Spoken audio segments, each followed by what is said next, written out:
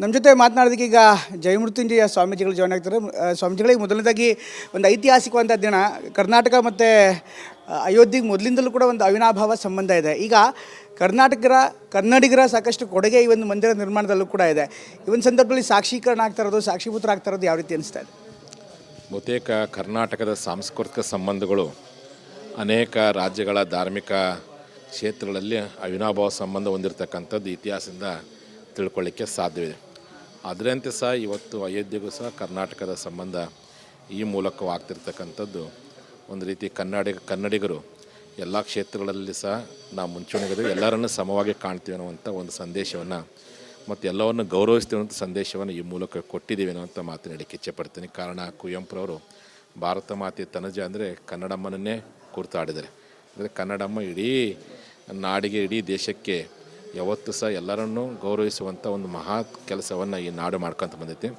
ಅದರಂತೆ ಈ ಎಲ್ಲ ಕ್ಷೇತ್ರದ ಲೋಕಾರ್ಪಣೆ ಸಮಾರಂಭಕ್ಕೂ ಕನ್ನಡಿಗರ ಅಪಾರ ಕೊಡುಗೆ ಇರೋದನ್ನು ಕಂಡಾಗ, ನೋಡಿದಾಗ ಮತ್ತೊಮ್ಮೆ ಸಾಬೀತಾಗಿದೆ ಅನ್ನುವಂಥ ಮಾತನ್ನು ಹೇಳಕ್ಕೆ ಇಚ್ಛೆಪಡ್ತೀನಿ. ರಾಮ ಅಂದ ತಕ್ಷಣ ಏನು ನೆನಪಾಗುತ್ತೆ? ರಾಮ ಅಂದರೆ ಒಂದು ತಾರಕ ಮಂತ್ರ ಅಂತ ಹೇಳ್ತೀವಿ. ರಾಮ ಅಂದರೆ ಅದೊಂದು ಹೊಸ ಜಗತ್ತು ಅಂತ. ರಾಮ ಅಂದರೆ ನೆಮ್ಮದಿ ಅಂತ. ಡಾಕ್ಟರ್ ಗಜಾನನ ಶರ್ಮಾ ಅವರು ಮಾತಾಡ್ತಾ ಇನ್ಫ್ಯಾಕ್ಟ್ ಅವರೊಂದು ಸಾಲುಗಳನ್ನೇ ಬರೆದಿದ್ದಾರೆ, ಇನ್ನಷ್ಟು ಹೃದಯಕ್ಕೆ ಬೇಕೆನ್ನ ಹೃದಯಕ್ಕೆ ರಾಮ ಅಂತ.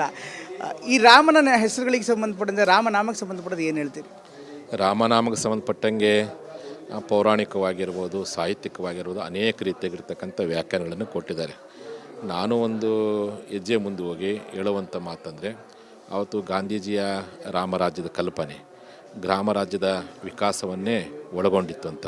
ಅಂದರೆ ರಾಮರಾಜ್ಯದ ಉದ್ಧಾರ ಅಂದರೆ ಗ್ರಾಮಗಳ ವಿಕಾಸವೇ ರಾಮರಾಜ್ಯದ ಎನ್ನುವಂಥ ಭಾವನೆಯನ್ನು ಗಾಂಧೀಜಿಯವರು ವ್ಯಕ್ತಪಡಿಸಿದರು.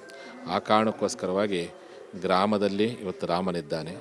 ರಾಮನ ಅಭಿವೃದ್ಧಿ ಆಗಬೇಕಪ್ಪ ಅಂದರೆ ಗ್ರಾಮ ಅಭಿವೃದ್ಧಿ ಆಗ್ಬೇಕಂತ ಹಿನ್ನೆಲೆ ಗ್ರಾಮೀಣ ವಿಕಾಸದ ಕಡೆಗೆ ಇವತ್ತು ರಾಮನ ಆ ಭಕ್ತಿಯನ್ನು ಕೊಂಡೊಯ್ಯುವಂಥದ್ರ ಮೂಲಕವಾಗಿ ಗ್ರಾಮೋದ್ಧಾರದ ಕೆಲಸವನ್ನು ಮಾಡೋದ್ರ ಮೂಲಕವಾಗಿ ನಿಜವಾದ ಗೌರವವನ್ನು ಸಮರ್ಪಿಸಿ ಮಾಡೋದ್ರ ಕೆಲಸವನ್ನು ಎಲ್ಲರೂ ಕೂಡ್ಕೊಂಡು ಮಾಡಬೇಕಾಗಿದೆ ಅನ್ನುವಂಥ ಮಾತು. ಕರ್ನಾಟಕದಿಂದ ಬರುವಂಥ ಭಕ್ತಾದಿಗಳಿಗೆ ಇಲ್ಲಿ ಏನು ಬೇಕು ಅಂತ ನಿಮ್ಗೆ ಅಪೇಕ್ಷೆ ಪಡ್ತೀರಿ? ಯಾಕೆಂದರೆ ಈಗ ತಾನೇ ಶುರುವಾಗಿದೆ, ಪ್ರಾರಂಭ ಆಗಿದೆ ರಾಮ ಮಂದಿರ.